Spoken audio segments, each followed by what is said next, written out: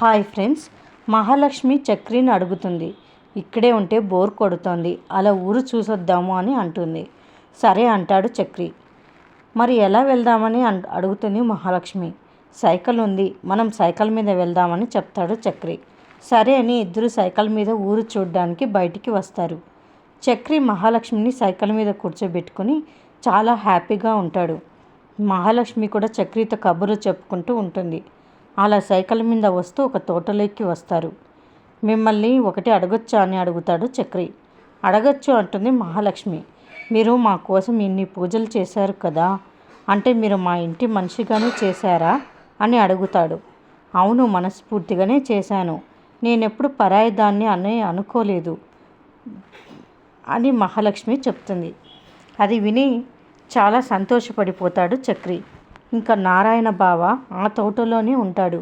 చక్రి మహాలక్ష్మిని చూసి ఎవరు వాళ్ళు అని అడుగుతాడు తనతో ఉన్న మనుషుల్ని. మీ అక్క కొడుకు కోడలు కదయ్యా అని చెప్తాడు ఆ వ్యక్తి. దాంతో అతను చాలా సీరియస్గా కోపంగా చూస్తూ ఉంటాడు చక్రి మహాలక్ష్మి వైపు.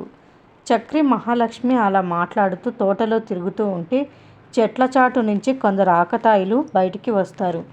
వచ్చి మహాలక్ష్మి చక్రి దగ్గరికి వస్తారు. వాళ్ళని చూసిన చక్రి మహాలక్ష్మి ఎవరు వీళ్ళు అని షాకింగ్గా చూస్తారు వాళ్ళ వైపు. బహుశా వాళ్ళు మహాలక్ష్మి చక్రితో గొడవ పడతారు అనుకుంటా.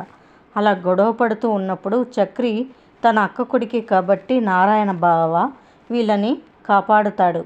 మరిన్ని అప్డేట్స్ కోసం ప్లీజ్ సబ్స్క్రైబ్ చేయండి. Thanks for watching.